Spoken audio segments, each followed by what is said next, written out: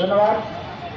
সংগ্রামী উপস্থিতি, আপনারা ইতিমধ্যে জেনেছেন বিগত ফ্যাসিস্ট স্বৈরাচার হাসিনার আদালতের মাধ্যমে আজকে রায়ের ঘোষণা হবে। আমরা গণঅধিকার পরিষদ বিগত দিনেও ফ্যাসিস্ট হাসিনার বিরুদ্ধে আন্দোলন সংগ্রামের মাধ্যমে গড়ে ওঠা একটি রাজনৈতিক দল গণঅধিকার পরিষদ তৃণমূল আন্দোলনের নেতৃত্বে আমাদের দলের পক্ষ থেকে এই স্বৈরাচার হাসিনার বিরুদ্ধে আদালতের আসার আবেদন থাকবে, তার যেন সর্বোচ্চ শাস্তি হয় এবং ফাঁসির রায় হয়। এর মাধ্যমে আগামীতে যারা রাজনীতি করবে তারা কেউ বেশি হতে পারবে না। এই দৃষ্টান্তরূপে আদালতকে আসার আবেদন জানাবো, শেখ হাসিনা যেন ফাঁসির রায় হয়। ধন্যবাদ সকলকে।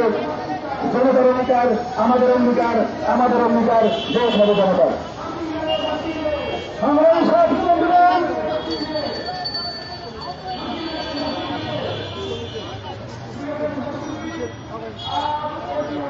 সংগ্রামী সাথী বন্ধুগণ, এই পর্যায়ে বক্তব্য রাখবেন ফরিদপুর থানার প্রথম সারির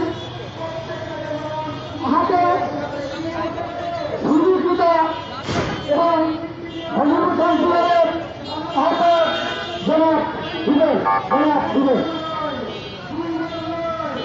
আসসালামু আলাইকুম। প্রিয় দেশবাসী,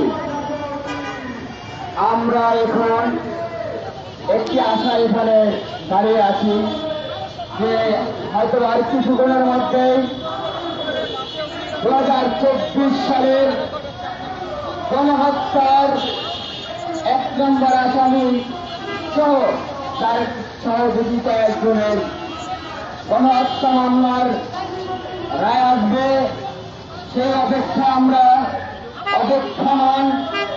আজকে আপনারা দেখতেছেন যে আমি আপনাদের সামনে একটি কালো চশমা পরে দাঁড়িয়েছি। এই চশমাটা কোনো ফ্যাশন বা শো করার জন্য নয়।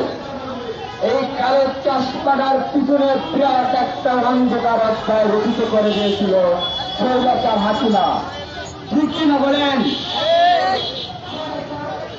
আজ আমি অত্যন্ত আনন্দের সাথে এখানে অপেক্ষমান যে হয়তো না কিছুক্ষণের মধ্যে একটা সুন্দর রায় আসতে পারে। যে স্বৈরাচার আমার ডান চক্ষুর দৃষ্টিশক্তি কেড়ে নিয়েছে, যে স্বৈরাচার পুলিশ বাহিনীকে জাহিলিয়াত বাহিনীতে রূপান্তর করেছিল, সেই স্বৈরাচারের মামলার রায় হবে কিছুক্ষণের মধ্যে। আপনারা জানেন যে